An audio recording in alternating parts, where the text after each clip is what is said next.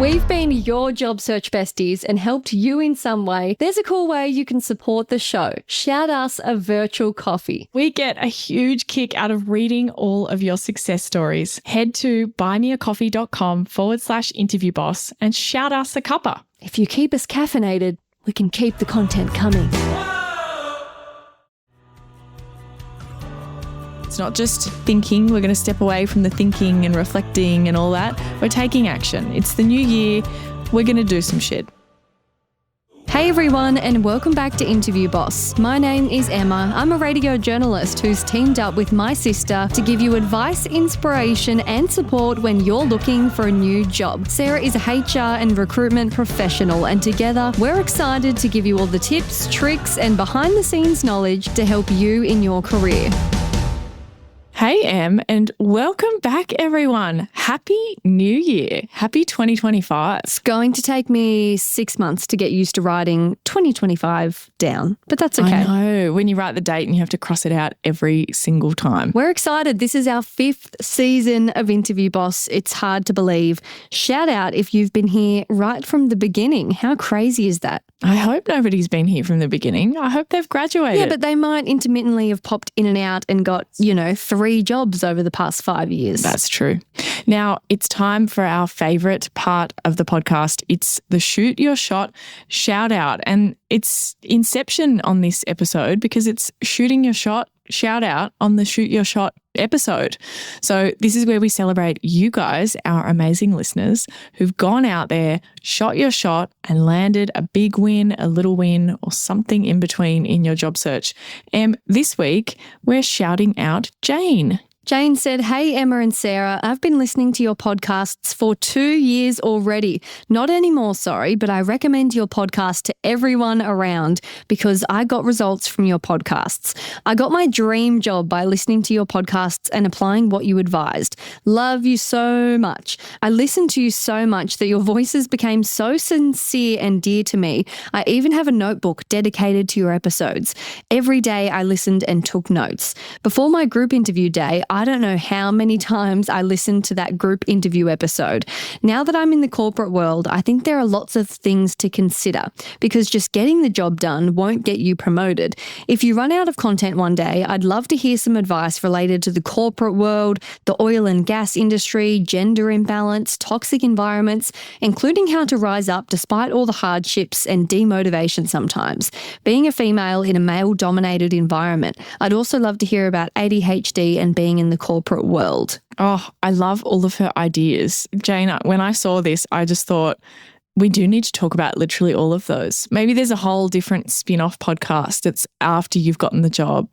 Let us know if you'd like to hear something like that. We have debated this over the years, and it's something we'd love to do because you're right, our content focuses on just getting the job, but then you're kind of on your own. So it is a gap in the market, but at the moment, we still work full-time jobs, but very soon Sarah's going full-time into the pod. So keep harassing her and maybe she can launch it this year. Maybe with some more time. We just add more things to the to-do list. Yeah, why not? Get busier.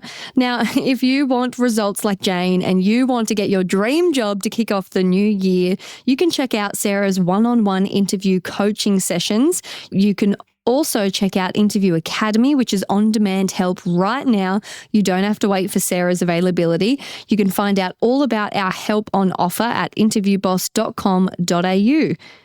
Yep. And if you used one of our episodes, you used a tip we sent you, or you've got requests for a podcast that you want us to do, or a whole new podcast that you want us to start maybe, slide into our DMs, send us an email, reach out by carrier pigeon, whatever works for you. And you could be that person maybe next week we do an episode about. Now, I'm putting it out there because in the spirit of this episode, I'm shooting my shot, and our goal for 2025 is to get our Instagram following to 20,000 followers. We're currently at about 6,000.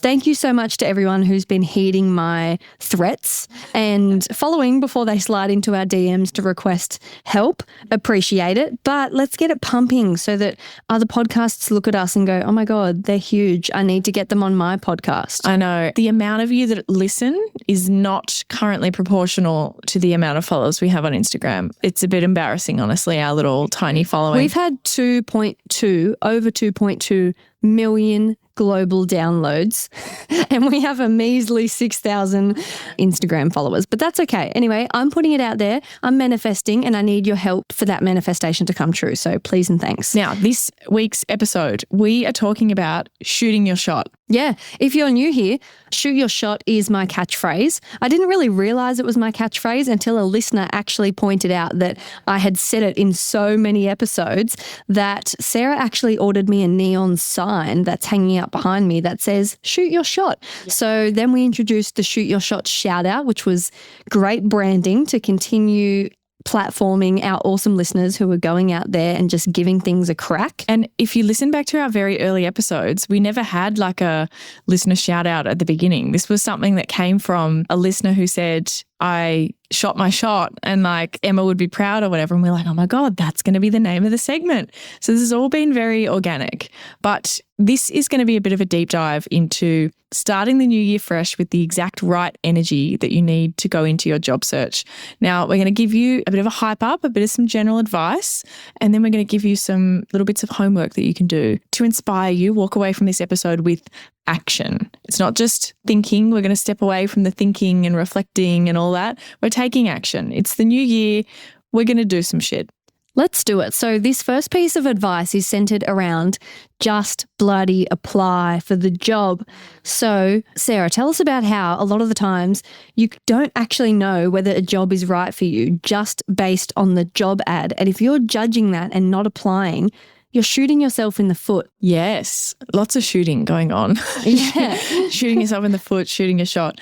So I think two things can happen. Either the ad looks not that great and so therefore you don't apply.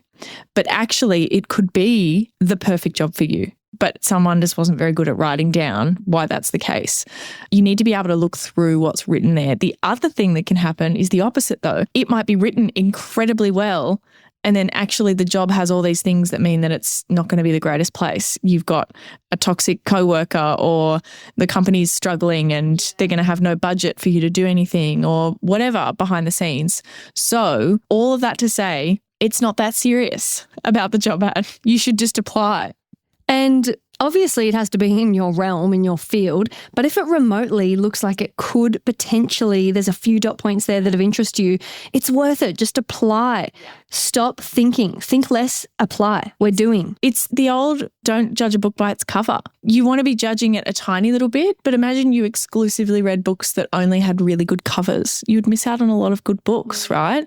Sometimes they don't have a good cover and sometimes they do have a good cover and it's a terrible book. So it's information, but we're not making all of our decisions just on that ad.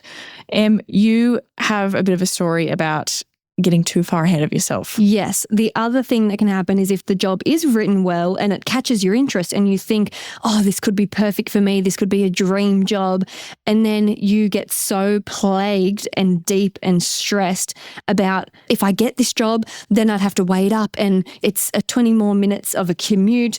It is a bit more money though, but this job has better growth and it would send me into a spiral having to decide. I've had friends say this to me before and I'm like, whoa, you are way too far ahead of yourself. Applying for a job doesn't equal signing a contract. You don't have enough information to make an informed decision. Well, you don't even know what the salary they're going to offer is. You have no idea. You don't know when they want you to start. You haven't met the boss yet. You're not sure what they're like. You have a bit of information, but it's certainly not enough to make a decision. And therefore, you shouldn't get ahead of yourself. There is nothing wrong with applying and then deciding whether you're going to take it or not as the process goes on and you actually have a bit more information. You can be checking in each time, okay, after the interview, do I think I would accept it? Okay, after the reference checks, do I think I would accept it? After the offer, okay, now what do I think is the final decision? You can just go to the interview and see. Actually, funny story with this, my job that I have currently, I was not that excited to go for the interview and to go for the thing. Company, the job itself just didn't sound that sexy from the outside. It was through a recruiter. And I just thought, oh, well, it sounds okay. There's some good bits to it. I'm just going to go and see. I didn't actually do that much interview prep, funnily enough. Do as we say, not as we do. That's right. But as soon as I got in that interview, I went, oh, hold on. The industry is not one that I necessarily wanted to work in or I hadn't thought about before.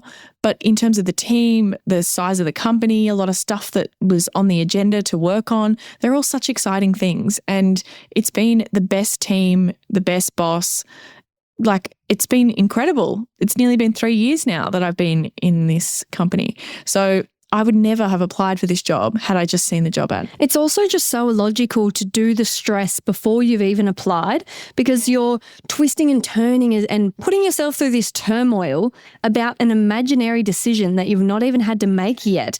And it's like, I always try and tell friends, okay, well, the alternative is you don't apply and you never have to make this decision. Like, your options are you're not in the running at all, or you're in the running and you might eventually have to make a decision down the line. But don't miss out on it just because you're toing and froing. Bloody apply and the decision comes later. It is so okay to not make a decision until you have an offer and then go, okay, it's in my hands. Do I want it? Particularly because let's say there's like 100 different outcomes that can happen when you apply for the job. Probably only a handful of those lead to you having to make a decision. A lot of the rest of them are going to be you don't have to make a decision because nothing changes. Like, you're stressing about, oh, but what happens if I go through all these steps and I like it and I don't pull out and it's all going well and then I get to the final stage. Well, there's so many scenarios where you don't have to make a decision because it's made for you. You've no idea what the future holds yet. Yes. And we want to encourage you to apply for jobs that you might not be perfectly qualified for. So you don't have to meet every single requirement. Obviously, we're not just applying to be astronauts when we have a degree in communications. We're not really going to do that. But if it asks you for 3 years experience, but you only have 2, shoot your shot. Yes, absolutely. The thing is that people apply for jobs that they're not remotely qualified for, or at least you can't tell that they're remotely qualified for. Their resume has nothing to do with the industry or that type of work or anything like that on it. So many people apply for so many jobs, and that's kind of where we get into a problem of recruiters having too many applications to go through. But I just think sometimes we need to approach life with the confidence of those people. Yeah, so true. Like, think about the person that's just like, oh, that sounds good. I reckon I could do that. They're like so inexperienced. They don't even understand what they don't know yet. Like, they don't even know what they don't know. They're so naive because And like, you know that job a little bit more. And so you might be more intimidated by it. But if it says 3 years experience and you only have 2, apply. They might reject you straight away because they need 3 years experience. I'm not promising that this is all going to turn out. That's not what we're doing here.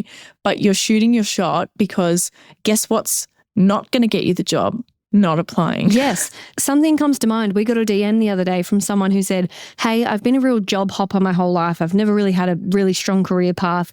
I'm going for this insert whatever job it was. I don't have any experience in it except for I started a course on it 7 years ago, but I never finished it because life circumstances or whatever.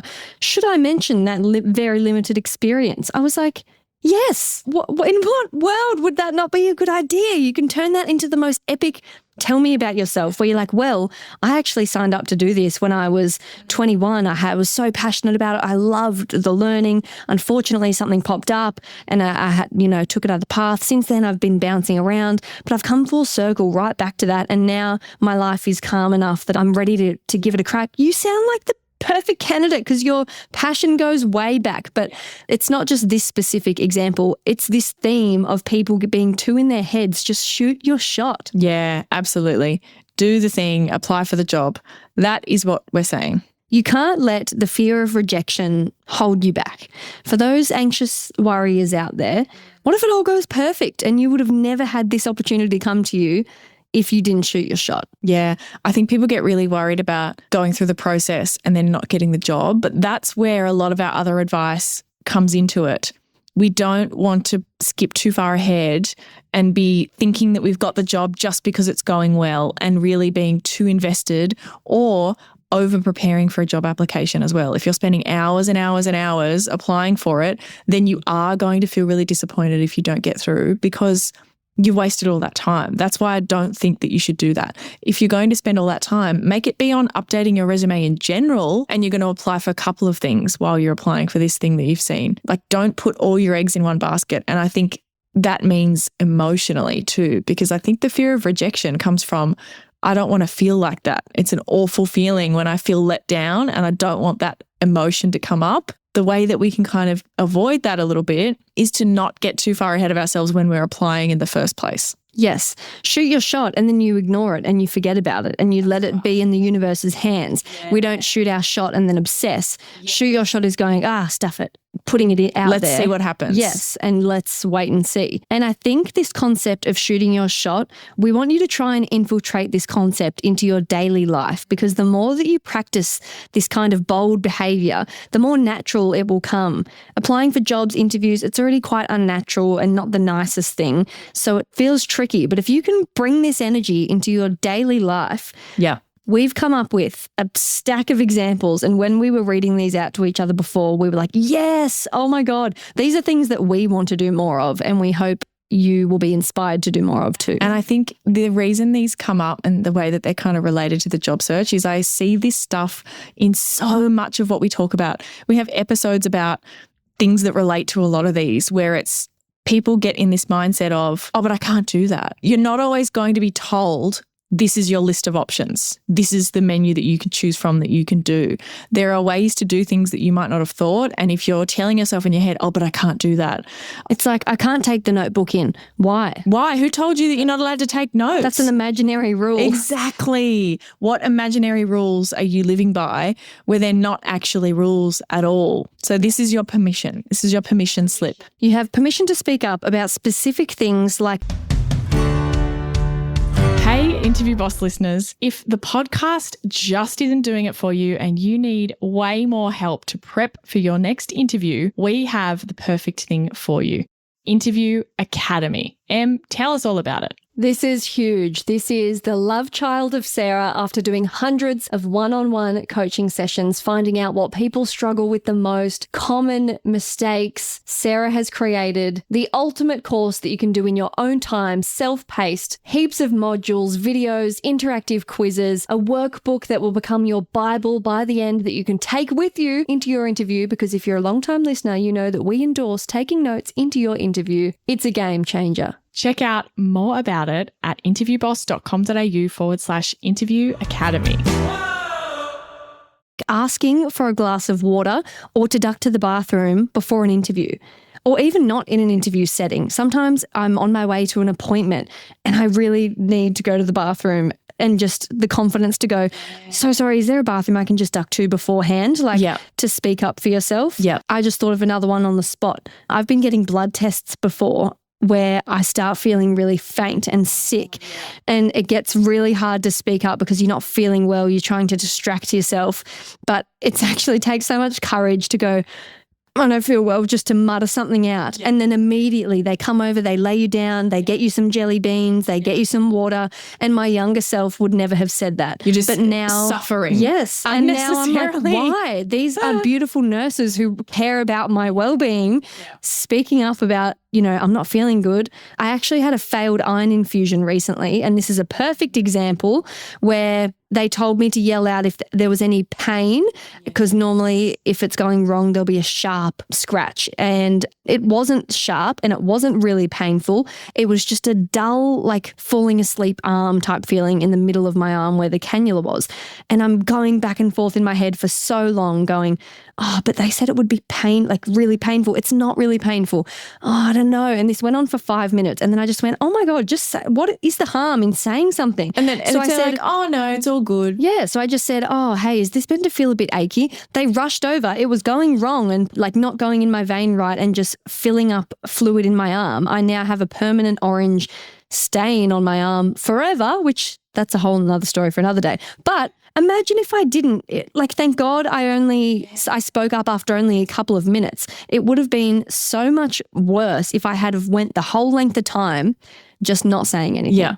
And like, what do you lose by saying, oh, is my arm meant to feel a bit heavy? And they're like, yeah, that's normal. Yes. And they come over and check it and it's fine. Yes. You've No lost harm. nothing. No You've literally harm. lost nothing. And imagine you say to the person before the appointment, oh, do you guys have a bathroom? And they go, oh, no, we don't. Okay, well, you weren't going to say anything before anyway. So you were clearly prepared to hold it. I just thought of another one. Why is it always in medical settings? But I'm getting so good. When I go to the dentist, not that often, but now and then, I have locked jaw. So it's really hard for me to leave my mouth open in that position for an extended period of time because sometimes it will lock.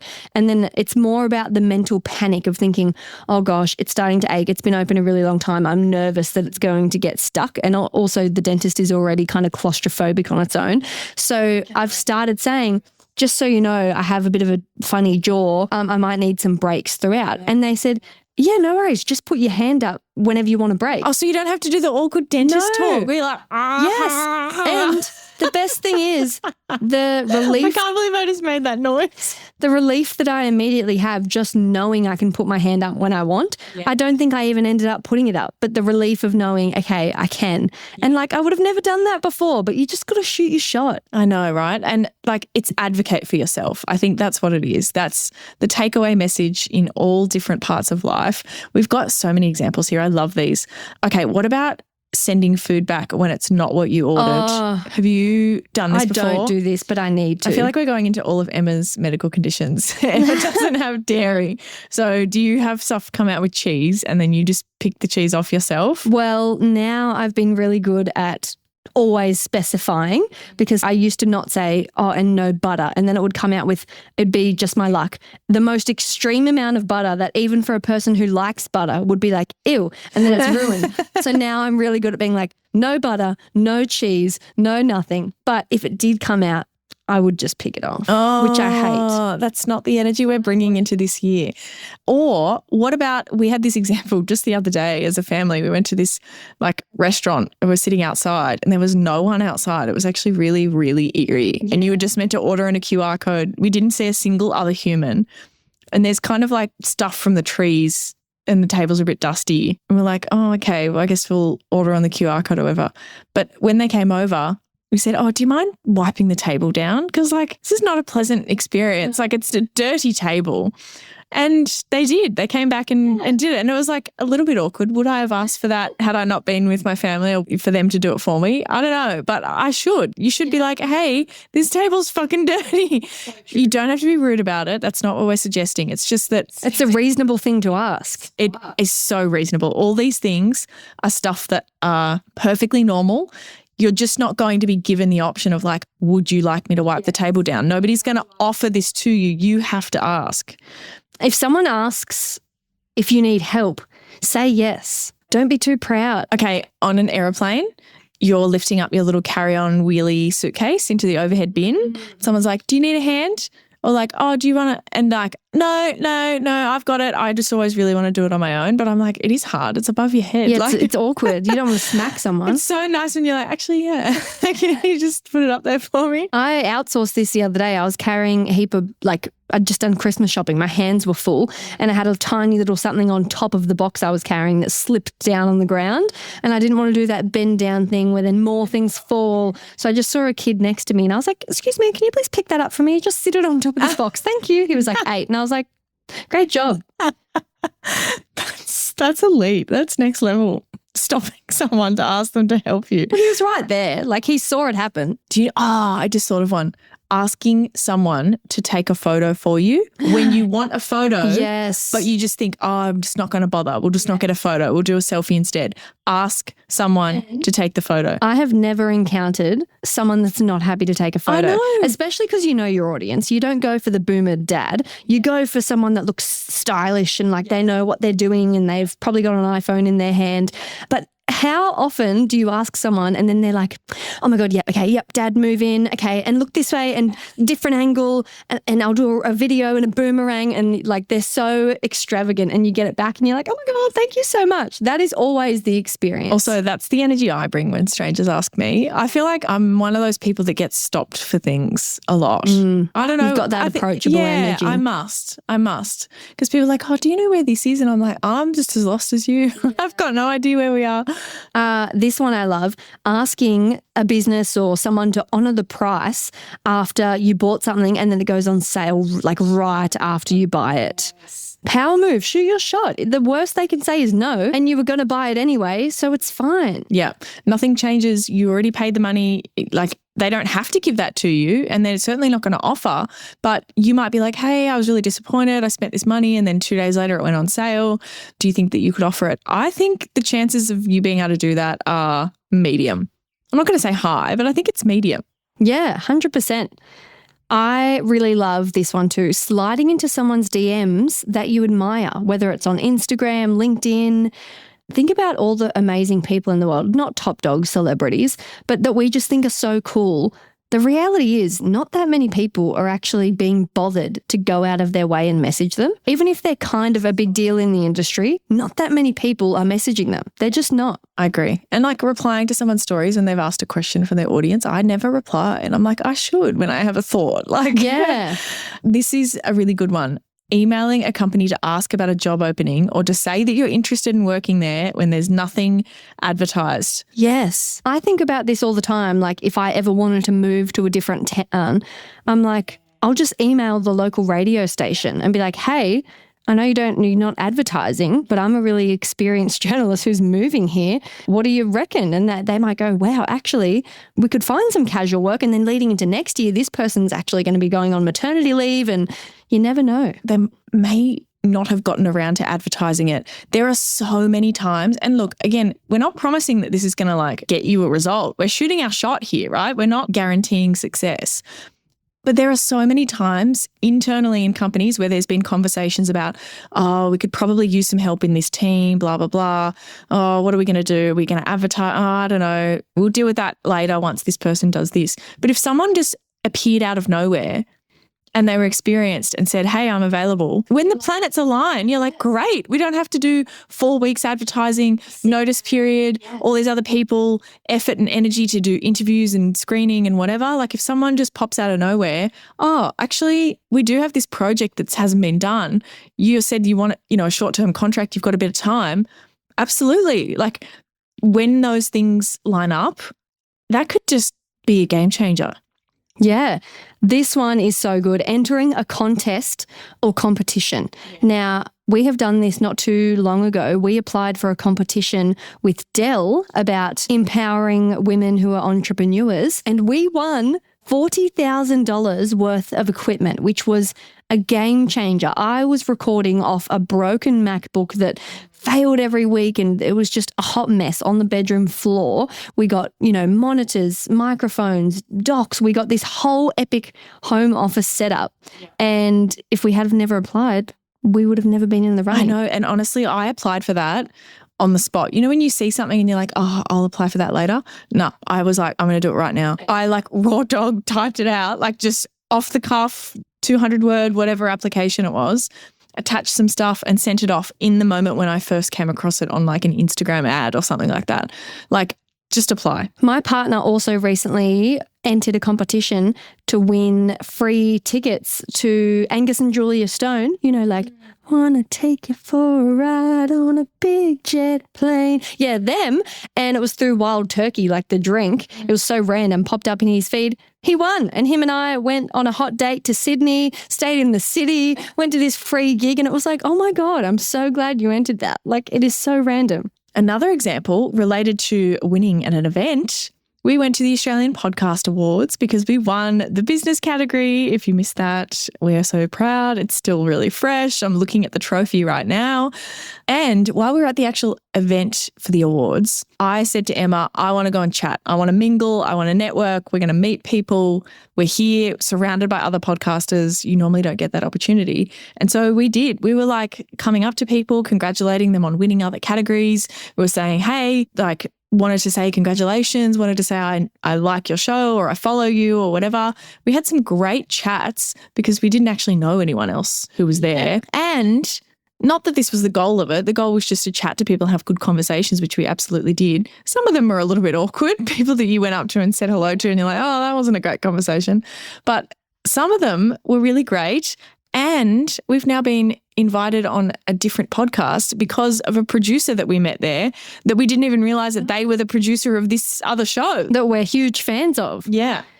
This one is hilarious. It's relating to ice cream, but asking to have a free sample of an ice cream before you commit to a flavour, and going a step further, if you get one sample and then you don't like it, going for another. I know, yeah. It feels illegal to do that. Because a lot of like ice cream places will let you sample. Like that's kind of a normal thing. They just get the little spoon and they just give you a tiny little taste. But I always feel like you can't sample that many. Like I have to really like pick my samples wisely. But I'm like, who said that? I know. I mean, right? Obviously we're not going to make the poor ice cream worker scoop 16 different samples, but 2 or 3, yeah, come on, read the room. You're allowed to take up time and space in this world. You're allowed to ask for things. Requesting a better table at a restaurant. Ooh. Restaurant example. Like, why not? Again, read the room. Like, if it's super busy and packed, like, it's not going to work. But you can be like, hey, if anything comes up outside, we really wanted to sit outside.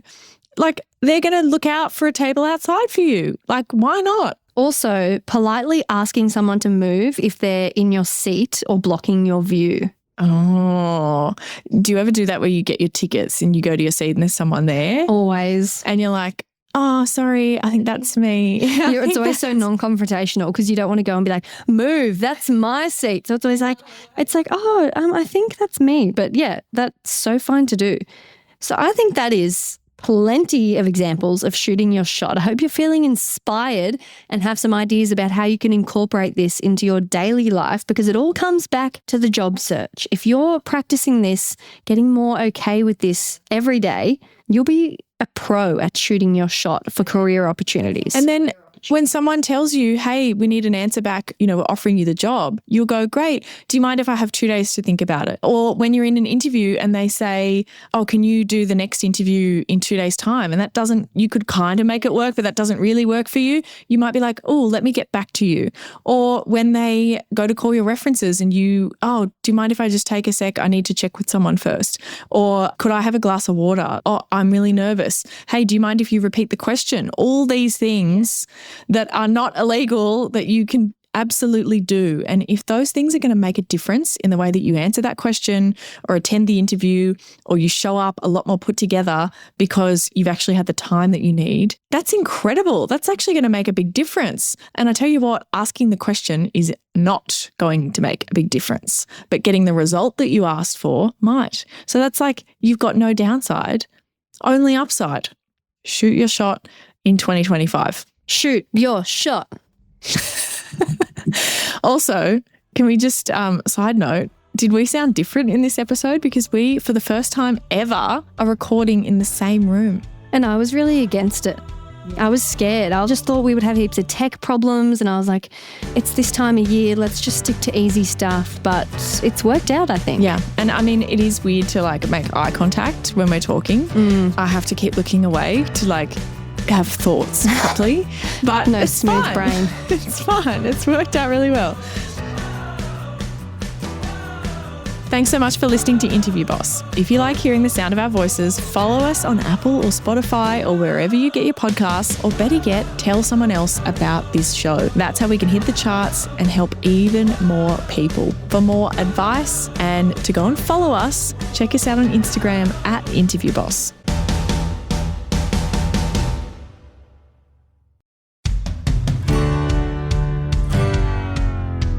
Can you believe we started Interview Boss in 2021? Not really. It's insane. That's a lot of episodes and a lot of hours of talking. Oh my gosh, it is. And if you're scrolling through all of our episodes, you might scroll straight past something that you really, really needed. Yes, we're always getting messages from people asking us to do an episode on something, and I'm like, we already have. So we've put together playlists to help you find the episodes that are exactly what you need, suited to your situation. They're all categorized. If you're applying for jobs, we have episodes about resumes, cover letters, job ads. If you've been offered your dream job, we have episodes on resigning, exit interviews, and how to impress at your new company. And we even have a very special playlist that's very popular for if you have an interview coming up immediately and you need just our most recommended hard-hitting episodes between now and then. For all our last-minute listeners. It's all there for you. You can browse by category and check out all the playlists at interviewboss.com.au/podcast.